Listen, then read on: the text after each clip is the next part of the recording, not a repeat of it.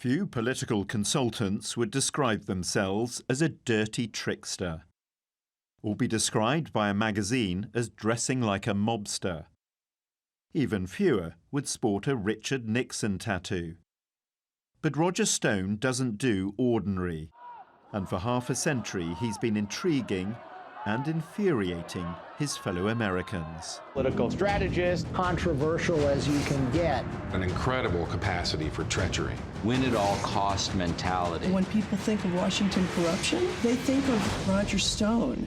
Those who say I have no soul, those who say I have no principles, are losers. Those are bitter losers. Stone first tried to persuade Trump to run for the presidency back in 1988, telling him he was born for the role.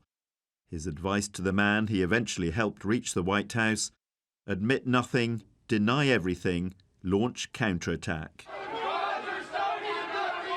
His fall from grace has been dramatic. Found guilty of 7 serious offences, including witness tampering.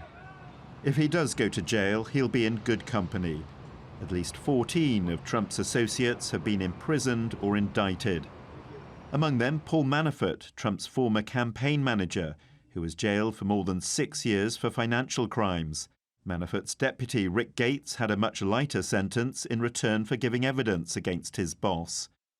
Trump's personal lawyer, Michael Cohen, got 3 years for making false statements to Congress and for tax fraud. And his first national security advisor, General Mike Flynn, is awaiting sentence for lying to the FBI. Well, Trump has tried much harder to keep Roger Stone out of jail than he did any of the others. When the Department of Justice here recommended a sentence of between 7 and 9 years, Trump tweeted his outrage.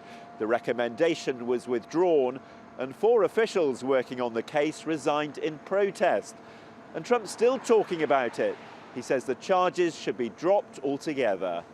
Trump will ultimately have the option of pardoning Stone, and many observers expect he'll do so. After all, that's what friends are for. John Brain, TRT World, Washington.